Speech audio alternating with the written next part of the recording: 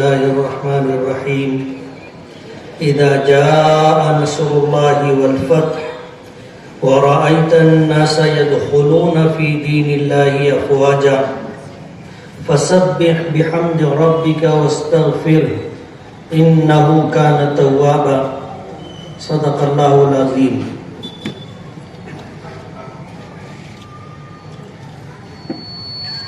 مہمان محترم حضرت مولانا قاری احسان محسن صاحب دامت برکاتہ اسٹیج پر تشریف فرما، مشہور نعت گو، مشہور ناظم مشاعرہ غلام مصطفیٰ اثر صدیقی صاحب، جمعیت علماء کے نائب صدور، جنرل سیکریٹریز، جمعیت علماء کے اراکین، حضرات علماء کرام، حاضرین مجلس اور میری مائیں اور بہنیں، ہمارا یہ خیال ہے کہ آج دنیا میں جتنی زیادہ برائیاں اور بد امنیاں عام ہے اور حالات بد سے بدتر ہوتے جا رہے ہیں، اس کا علاج سرکار دو عالم صلی اللہ علیہ وسلم کی سیرت مبارکہ میں۔ اللہ پاک کا ارشاد ہے لَقَدْ كَانَ لَكُمْ فِي رَسُولِ اللَّهِ أُسْوَةٌ حَسَنَةٌ، کہ اللہ تعالیٰ نے اپنے محبوب جناب رسول اللہ صلی اللہ علیہ وسلم کو کائنات انسانی میں آنے والی ان تمام ہستیوں کے لیے جنہیں اللہ نے اشرف المخلوقات بنایا ہے ان کے لیے نمونہ ہے۔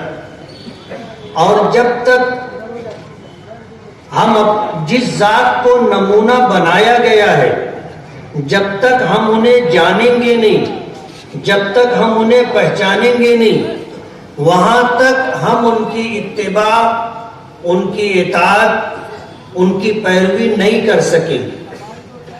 جبکہ اطاعت کو اللہ پاک نے اپنی اطاعت قرار دیا کہ وَمَن يُطِعِ الرَّسُولَ فَقَدْ أَطَاعَ اللَّهَ، جس نے رسول کی اتباع اور پیروی کی اس نے اللہ کی اطاعت و پیروی کی۔ اور قرآن کریم میں اللہ پاک نے فرمایا ہے کہ جو اللہ اس کے رسول کی اطاعت کرے گا اللہ پاک کی طرف سے اس پر رحمتوں کا نزول ہوگا۔ اللہ پاک نے فرمایا ہے وَآتِيُوا اللَّهَ وَآتِيُوا الرَّسُولَ لَعَلَّكُمْ تُرْحَمُونَ، تم اللہ اس کے رسول کی اطاعت کرو تاکہ تم پر اللہ پاک کی طرف سے رحمتوں کا نزول ہو۔ ان چند تمہیدی جملوں کے ساتھ میں یہ بات کہنا چاہتا ہوں کہ جمعیت علماء نے 1 ربیع الاول سے آج تک سلسلہ وار پورے شہر میں مختلف مقامات پر سرکار دو عالم صلی اللہ علیہ وسلم کی سیرت مبارکہ کے کچھ حصوں کو، کچھ گوشوں کو بیان کرنے کی کوشش کی۔ آپ کے آنے سے پہلے دنیا کے حالات کیا تھے، آپ کی ولادت باسعادت کب، کہاں، کن حالات میں ہوئی، آپ کو نبوت کب ملی، نبوت کے بعد مکی دور 13 سالہ زندگی مکے میں کن کٹھنائیوں کے ساتھ اور تکلیف برداشت کرتے ہوئے گزری، ہجرت کرنے کا موقع آیا، آپ نے مکہ مکرمہ بلد امین کو چھوڑ کر کے مجبوراً ہجرت کر کے مدینہ منورہ تشریف لے گئے۔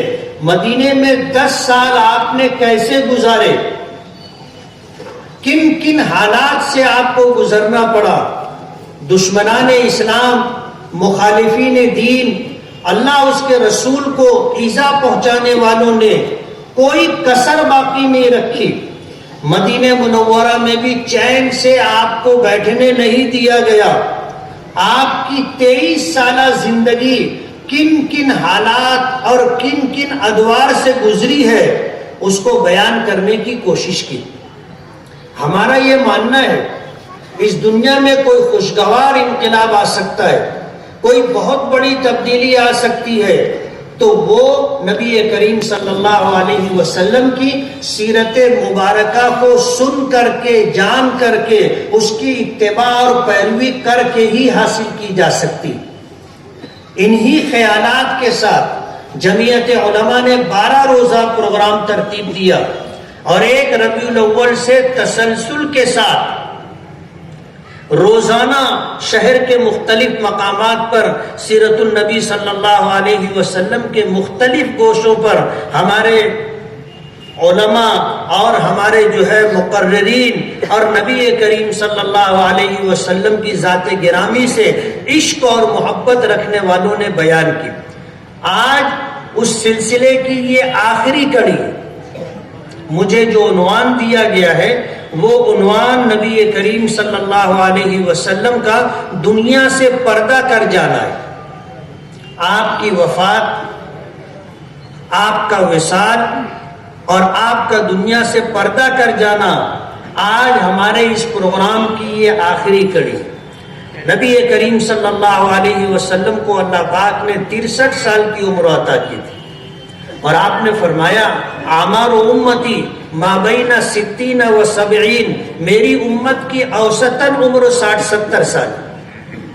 اللہ نے آپ کو 63 سال کی عمر عطا کی۔ حضرت ابو بکر صدیق رضی اللہ تعالی عنہ کو اللہ پاک نے 63 سال کی عمر عطا کی۔ حضرت عمر فاروق رضی اللہ تعالی عنہ کو اللہ پاک نے 63 سال کی عمر عطا کی۔ حضرت عثمان غنی کی عمر 82 سال تھی۔ حضرت علی رضی اللہ تعالی عنہ کی عمر 63 سے بھی کم تھی، آپ شہید کیے گئے۔ بتانا یہ ہے کہ اوسطاً اس امت کی عمر 60-70 سال ہے۔ سرکار دو عالم صلی اللہ علیہ وسلم مکہ مکرمہ میں رہے، 13 سال تک اللہ کے دین کی تبلیغ، ترویج، نشر و اشاعت میں مصروف رہے۔ مکے والوں کو یہ چیز بہت گراں گزرتی تھی کہ ان کے باپ دادا کے دین کے خلاف ایک نیا دین نبی کریم صلی اللہ علیہ وسلم مکے والوں کے سامنے، اہل عرب کے سامنے، دنیا بھر کے انسانوں کے سامنے رکھ رہے تھے کہ یا ایھا الناس قولوا لا الہ الا اللہ تفلحوا، کہ اے لوگو لا الہ الا اللہ کہو، دل سے مانو، کامیاب ہو جاؤ گے۔ مکے والوں کو یہ بات برداشت نہیں ہوتی تھی۔ کتابوں میں آتا ہے، سیرت میں یہ بات ملتی ہے کہ مکے کے کچھ لوگ آپ کے پیچھے پیچھے چلا کرتے تھے اور کہا کرتے تھے کہ یہ دیوانہ، یہ پاگل ہے، اس کی بات مت سنو۔ اور اللہ کے رسول صلی اللہ علیہ وسلم مکے کی گلیوں میں، مکے کے بازاروں میں، لوگوں کے دروازوں پر، ان کی مجلسوں میں جا کر کے کہا کرتے تھے ایک اللہ ہے، اس کو مان لو، کامیاب ہو جاؤ گے۔ آپ کے چچا ابو طالب کے پاس مکے کے سردار آئے اور یہ سب کچھ کر لینے کے بعد آپ کو اذیت اور تکلیف دینے میں کوئی کسر نہیں چھوڑی تھی۔ سب کچھ کر لینے کے بعد جب تھک گئے تو ابو طالب کی خدمت میں آئے، اور ابو طالب یہ وہ شخصیت ہے کہ جنہوں نے نبی کریم صلی اللہ علیہ وسلم کی پرورش فرمائی۔ اللہ کے رسول صلی اللہ علیہ وسلم دنیا میں تشریف لائے تو آپ کے والد ماجد حضرت عبداللہ دنیا سے جا چکے تھے۔ اللہ کے نبی صلی اللہ علیہ وسلم یتیمی کی حالت میں اس دنیا میں آئے تھے۔ تاریخ کی کتابوں میں ملتی ہے کہ اہل مکہ کا یہ تعامل تھا، ان کا یہ دستور تھا اور ان کا یہ طریقہ تھا کہ ان کے یہاں جو بچہ پیدا ہوتا تھا کھلی آب و ہوا میں اس کی پرورش ہو، اور کسی اہل زبان قبیلے میں اس کا بچپن گزرے تاکہ اس کو فصاحت و بلاغت مل جائے۔ اپنے بچوں کو مکہ مکرمہ میں نہ رکھتے ہوئے قرب و جوار کے جو دیہات ہوتے تھے ان کی پرورش اور پرداخت کے لیے ان کے بچپن کو دودھ پلانے کے عنوان سے بھیج دیا کرتے تھے۔ کتابوں میں آتا ہے کہ نبی کریم صلی اللہ علیہ وسلم کی ولادت باسعادت عام الفیل میں ہوئی۔ عام الفیل تاریخ کا وہ باب ہے جسے مورخین نے بڑی اہمیت دی ہے کہ مکہ مکرمہ میں اللہ کا گھر کعبۃ اللہ، یمن کے رہنے والے وہاں کے بادشاہ ابرہا نے جب اس بات کو دیکھا کہ دنیا بھر کے لوگ وہاں پر حج کے لیے آتے، تو اس نے یہ چاہا کہ میں کعبہ مکہ یمن میں بناؤں اور یہاں پر لوگ آئیں۔ اس کے لیے اس نے ایک چہار دیواری ایک گھر یمن میں بنایا۔ مکے کے رہنے والے کسی شخص نے جب اس بات کو جانا تو اس نے جا کر کے وہاں پر گندگی کر دی اور اسے ناپاک کر دیا۔ ابرہا اتنا برہم ہوا کہ اس نے یہ طے کیا کہ میں مکہ مکرمہ جا کر کے بیت اللہ کو منہدم کر دوں گا۔ ہاتھیوں کا لشکر لے کر کے مکہ مکرمہ پر اس شخص نے چڑھائی کی، اور جس سال اس نے چڑھائی کی تھی یہ سال عام الفیل کہلاتا ہے۔ مکہ مکرمہ میں آ کر بیت اللہ کو منہدم کرنے کا اس نے ارادہ کیا۔ ایک بڑا لشکر لے کر کے وہ یمن سے چلا، مینا کی وادی میں پہنچا، اور مینا پہنچنے کے بعد مینا کا ایک حصہ جس کو محصر کہا جاتا ہے، وادی محصر، اس مقام پر اس کا لشکر تھا۔ اس کے لشکریوں نے اور فوجیوں نے مکے کے لوگوں کے اونٹ جو قرب و جوار میں چر رہے تھے ان اونٹوں کو پکڑ لیا، جن میں ایک بڑی تعداد نبی کریم صلی اللہ علیہ وسلم کے دادا عبد المطلب کے اونٹوں کی تھی۔ جب عبد المطلب کو اس بات کی خبر ملی کہ ان کے سارے اونٹ ابرہا کے لشکریوں نے اور فوجیوں نے پکڑ لیے، تو وہ ابرہا کے پاس آئے۔ اللہ تعالیٰ نے عبد المطلب کو جو وجاہت عطا کی تھی اور عبد المطلب کو جو وقار عطا کیا تھا، اس کو دیکھ کر ابرہا بہت متاثر ہوا۔ اس نے آپ کے دادا عبد المطلب کو اپنے ساتھ تخت پر اپنے بازو میں بٹھایا اور پوچھا کہ آپ کیوں آئے؟ تو عبد المطلب نے کہا کہ تمہارے فوجیوں نے میرے اونٹ پکڑ لیے، میں اپنے اونٹوں کو لینے کے لیے چھڑانے کے لیے آیا۔ تو ابرہا کہنے لگا کہ تمہیں دیکھ کر میں بہت متاثر ہوا تھا، اور میں یہ سمجھ رہا تھا کہ آپ اس لیے آئے ہو کہ آپ مجھ سے یہ گزارش کرو گے، درخواست کرو گے کہ کعبۃ اللہ کو منہدم نہ کیا جائے، لیکن تم نے تو اپنے اونٹوں کا سوال کر لیا۔ تو عبد المطلب نے جواب دیا تھا ابرہا کو کہ انا رب الجمال، میں اونٹوں کا مالک ہوں، اس لیے میں اپنے اونٹوں کا مطالبہ کر رہا ہوں، اور جس گھر کی تم بات کر رہے ہو اس گھر کا پروردگار اللہ ہے، وہ اپنے گھر کی حفاظت کرے گا۔ میں ابابیلوں کا لشکر بھیجا گیا، پرندوں کا جتھا جھنڈ آیا، جن کی چونچوں میں، جن کے پنجوں میں کنکریاں تھیں، اور اس نے ان پرندوں نے لشکر ابرہا کے لشکر کے اوپر وہ کنکریاں گرائی، برسائی۔ مورخین لکھتے ہیں کہ وہ کنکری جس شخص کے جسم پر پڑتی تھی اسے چیر کر کے، گھس کر کے پار نکل جاتی تھی۔ یہی حال ہاتھیوں کا بھی ہوا، لشکر میں بھگدڑ مچ گئی، اور جو لوگ زخمی ہوئے کتنے تو مرے، اور ابرہا بھی جب جان بچا کر کے فوج لے کر کے وہاں سے بھاگا تو یمن نہیں پہنچ سکا، راستے میں ہی اس کا بھی انتقال ہو گیا۔ یہ سال عام الفیل کہلاتا ہے۔ نبی کریم صلی اللہ علیہ وسلم کی پیدائش اسی سال ہوئی تھی۔ باپ کا سایہ سر سے اٹھ گیا تھا۔ عبد المطلب نے اپنے بیٹے عبداللہ جو حضور کے والد ماجد تھے ان کو ایک تجارتی قافلے میں شامل کر کے ملک شام بھیجا تھا، اور یہ کہا تھا کہ جب ملک شام سے آنے لگو تو یثرب، جس کو ہم مدینہ منورہ کہتے ہیں، اس زمانے میں اس کا نام یثرب تھا، کہا وہاں اچھی کھجوریں ہوتی ہیں، تو مدینے سے آنے لگنا تو وہاں سے کھجوریں لے کر کے آنا۔ کتابوں میں آتا ہے کہ حضرت عبداللہ کی ننیحال بھی مدینہ منورہ تھی، اور مدینہ منورہ کی ایک خاتون حضرت آمنہ سے حضرت عبداللہ کا نکاح ہوا تھا۔ مدینہ آپ کی ننیحال بھی تھی اور مدینہ پاک آپ کی سسرال بھی تھی۔ حضرت عبداللہ جب ملک شام سے واپس ہوئے تو مدینہ منورہ پہنچے اس غرض سے کہ کھجوریں خرید کر کے مکہ مکرمہ لے کر کے جائیں گے. طبیعت خراب ہو گئی اور مدینہ منورہ میں ہی 1 مہینہ انہیں رکنا پڑا بیماری کے ساتھ، اور وہیں پر ان کا انتقال ہوا اور وہیں پر مدینہ منورہ میں ان کی تدفین ہوئی.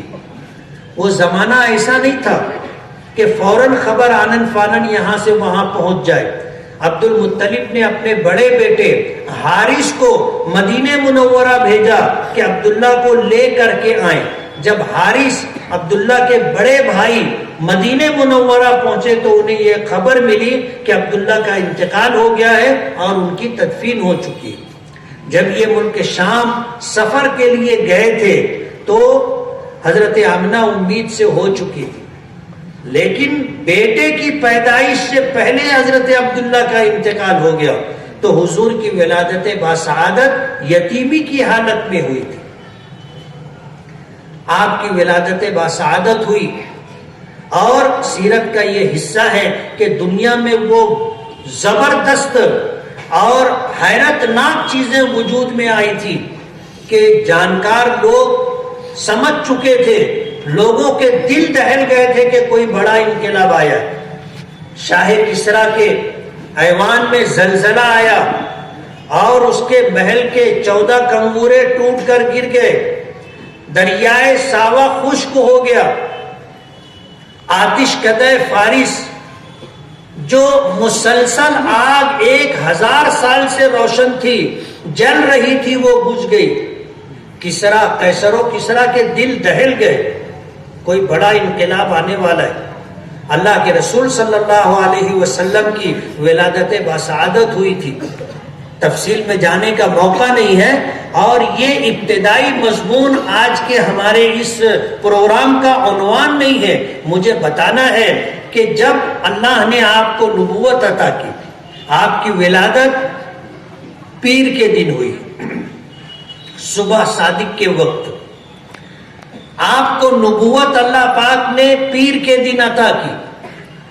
آپ نے ہجرت فرمائی تو وہ پیر کا دن تھا، اور جب اللہ کے نبی صلی اللہ علیہ وسلم دنیا سے پردہ فرما گئے تو وہ پیر کا دن تھا.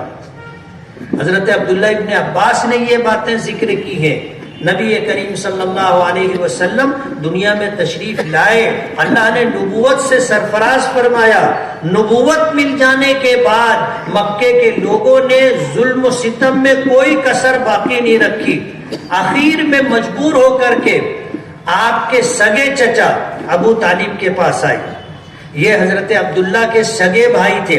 عبد المطلب کی کئی بیویاں تھیں اور ان سب سے بچے تھے. ان کی ایک بیوی سے 2 بیٹے تھے، ایک کا نام عبداللہ تھا اور ایک کا نام ابو طالب. نام کچھ اور تھا، ابو طالب کنیت ہے. یہ دونوں سگے بھائی تھے. حضرت عبداللہ کا انتقال ہو گیا اور حضرت عبداللہ کے انتقال کے بعد حضور کی پیدائش ہوئی. عام الفیل سال تھا. بچے کو لا کر کے عبد المطلب کی گود میں دیا گیا. عبد المطلب کعبے کی دیوار کے پاس لے کر کے گئے اور پھر آپ نے اپنے پوتے کا نام محمد رکھا. اہل قریش کہنے لگے کہ یہ نام تو کبھی کسی نے نہیں رکھا، آپ نے یہ نام محمد رکھا. کہا یہ نام میرے دل میں القاء کیا گیا ہے. قرآن کریم میں آپ کا نام احمد ہے.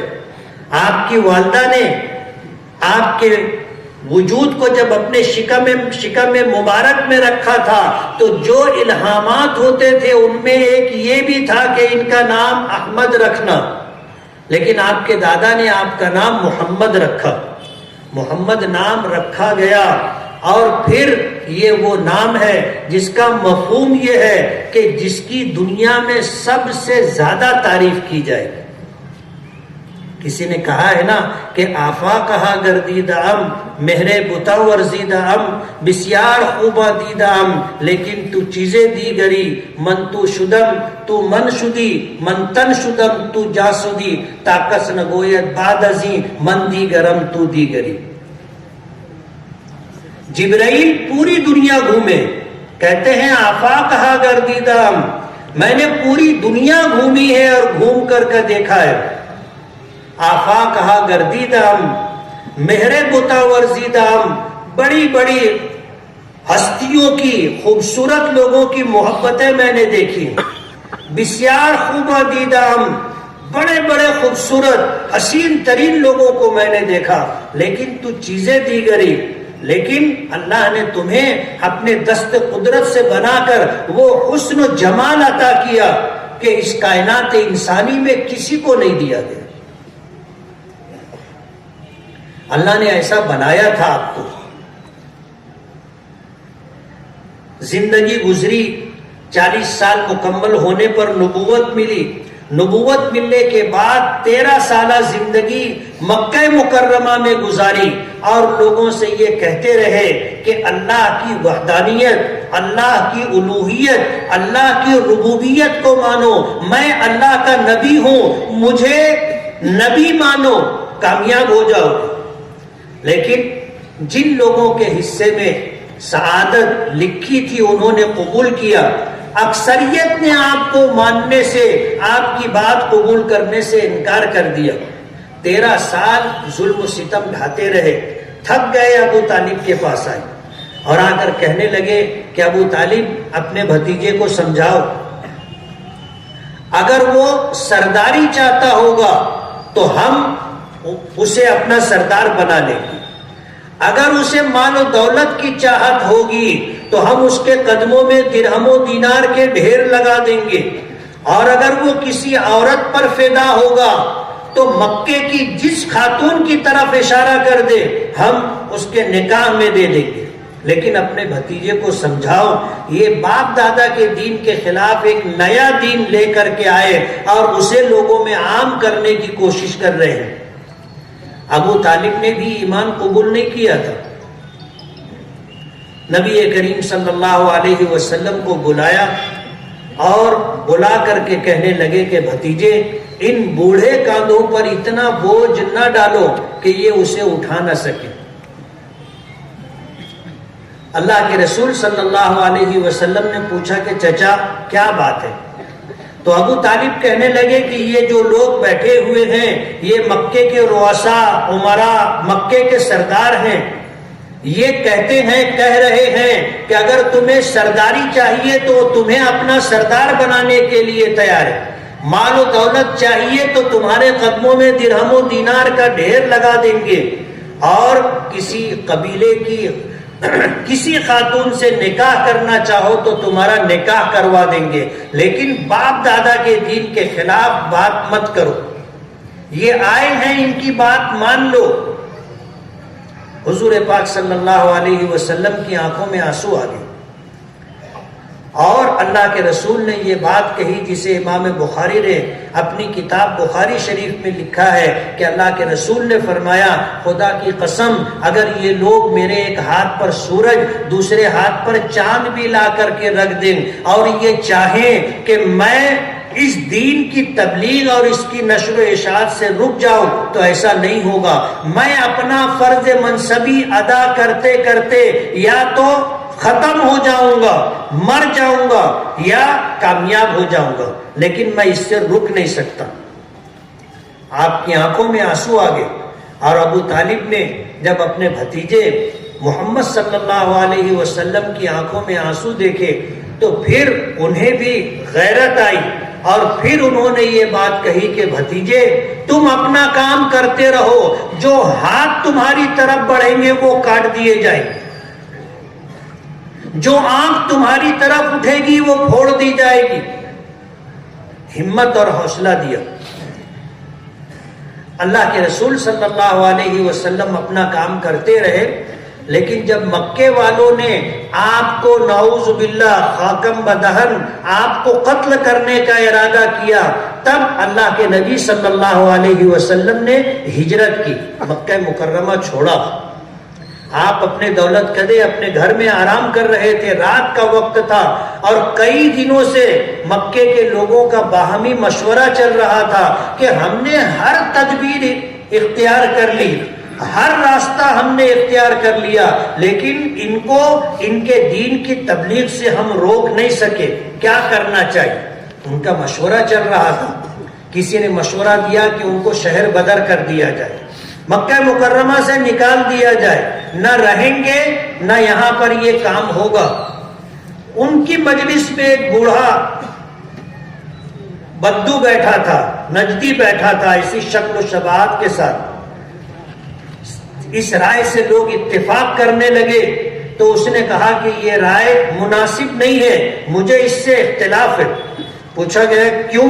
کہا کہ یہ جہاں جائیں گے اپنا کام کریں گے, آپ انہیں مکے سے نکال دو گے, جو کام مکہ مکرمہ میں کر رہے تھے جہاں جائیں گے مکے کے باہر وہاں کریں گے, اور ایک وقت آئے گا کہ ان کو طاقت مل جائے گی, ان کو لوگ مل جائیں گے, تو پھر وہ آ کر کے مکے پر قبضہ کریں گے, طاقت کے بلبوتے پر مکے میں رہیں گے, تم کچھ کر نہیں سکو. اس لیے یہ رائے مناسب نہیں. کسی نے رائے دی کہ ان کو قید کر دیا جائے, عمر قید. لوگوں نے کہا کہ ہاں یہ ٹھیک ہے. تو پھر اس بوڑھے شخص نے اختلاف ظاہر کیا کہ تم کیا سمجھتے ہو کہ جس قبیلے سے محمد کا تعلق ہے اس کے قبیلے کے لوگ یہ بات برداشت کر لیں گے؟ ہرگز نہیں. وہ دیواریں توڑ کر کے ان کو نکال کر کے قید سے رہا کر کے لے کے جائیں گے. پھر کسی نے کہا کہ کیا کرنا چاہیے؟ تو اس بوڑھے شخص نے اپنی گردن پر اس طرح ہاتھ پھیر کر کے اشارہ کیا کہ انہیں قتل کر دینا چاہیے. لوگ کہنے لگے کہ کون قتل کرے گا؟ جو قتل کرے گا قصاص میں اسے بھی قتل کر دیا جائے گا, یہ تو ممکن نہیں ہے. تو اس بوڑھے نے یہ تجویز رکھی اور بتایا کہ جتنے قبائل ہیں مکہ مکرمہ میں, ہر قبیلے کا ایک ایک کڑیل نوجوان لیا جائے اور یہ سب مل کر کے رات کے وقت ان کے گھر کو گھیر کر کے ان کو قتل کر دے. خاندان بنی ہاشم میں, حضور کے قبیلے خاندان بنی ہاشم میں اتنی طاقت نہیں ہے کہ وہ تمام قبیلوں سے مقابلہ کرے اور قصاص میں سب کو قتل کرنے کی بات کرے. مجبور ہو کر کے دیت لینی پڑے گی, تو تمام قبائل کے لوگ مل کر کے دیت میں 100 اونٹ دے دیں گے اور معاملہ ختم ہو جائے گا. لوگوں کو یہ بات سمجھ میں آ گئی. اللہ کے رسول صلی اللہ علیہ وسلم کے در دولت کو گھیر لیا گیا. اللہ کے نبی صلی اللہ علیہ وسلم کو پہلے سے آگاہی تھی کہ ایک وقت آئے گا کہ مجھے مکے سے نکلنا پڑے گا. آپ نے اس بات کا اشارہ اپنے ساتھی حضرت ابوبکر صدیق کو دیا تھا. وہ ہجرت کرنا چاہتے تھے, مکہ چھوڑ کر جانا چاہتے تھے. حضور پاک صلی اللہ علیہ وسلم نے انہیں منع کیا تھا کہ تم رکو, جاؤ مت, ممکن ہے کہ مجھے بھی ہجرت کی اجازت مل جائے. جب حضور نے یہ بات فرمائی تو حضرت ابوبکر صدیق نے کہا تھا علی الصحبۃ یا رسول اللہ, اللہ کے رسول کیا مجھے آپ کی رفاقت, آپ کا ساتھ نصیب ہوگا؟ تو حضور نے فرمایا ہاں. حضرت ابوبکر نے بھی ایک لمبے سفر کی تیاری شروع کر دی. جب لوگوں نے حضرت حضور پاک صلی اللہ علیہ وسلم کے مکان کو گھیرا اور قتل کرنے کے ارادے سے گھیرا تھا, تو آپ کے گھر میں حضرت علی بھی تھے. نبی کریم صلی اللہ علیہ وسلم کو حضرت جبرائیل نے اس بات کی خبر دی کہ مکے کے لوگوں نے آپ کو قتل کرنے کے لیے آپ کے گھر کو گھیر رکھا ہے, آپ کو یہاں سے نکلنا ہے. تو آپ نے حضرت علی کو اپنے بستر پر لٹایا تھا اور حضرت علی کو مکے والوں کی امانتیں سپرد کی تھیں, اور یہ فرمایا تھا کہ صبح ہوگی تو لوگوں کی امانتیں واپس دے دینا اور آ کر مدینہ منورہ میں مجھ سے ملاقات کرنا. آپ رات کے اس وقت نکلے اور دیکھا کہ آپ کے در دولت کو گھیر کر رکھا گیا ہے, تو اللہ کے حکم سے زمین سے ایک مٹھی مٹی اٹھائی اور کہا, اور شاہت الوجوہ کہہ کر کے مٹی پھینکی.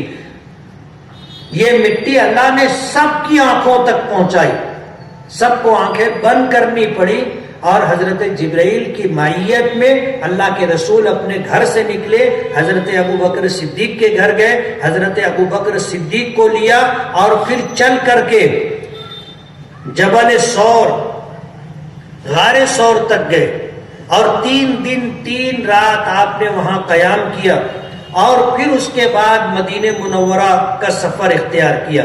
کتابوں میں آتا ہے کہ جب مکے سے باہر نکلے تھے تو مکے سے باہر نکل کر مکے کی طرف رک کر کے کھڑے ہو کر کے یہ بات کہی تھی کہ اے بلد امین، اے مکہ مکرمہ، تو مجھے بہت محبوب ہے، میں تجھے کبھی بھی نہیں چھوڑتا، لیکن تیرے رہنے والے مجھے رہنے نہیں دیتے۔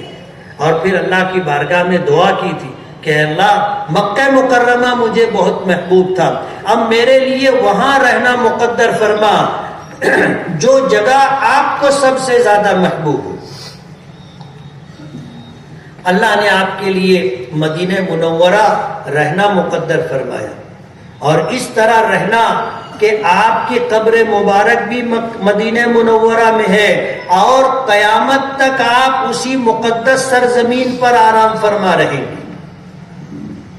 3 دن 3 رات غار سور میں قیام کیا، اس کے بعد ہجرت کی، اور 14 دن سفر کرنے کے بعد آپ قبا پہنچے۔ کتابوں میں آتا ہے کہ جب قبا پہنچے تو وہ پیر کا دن تھا،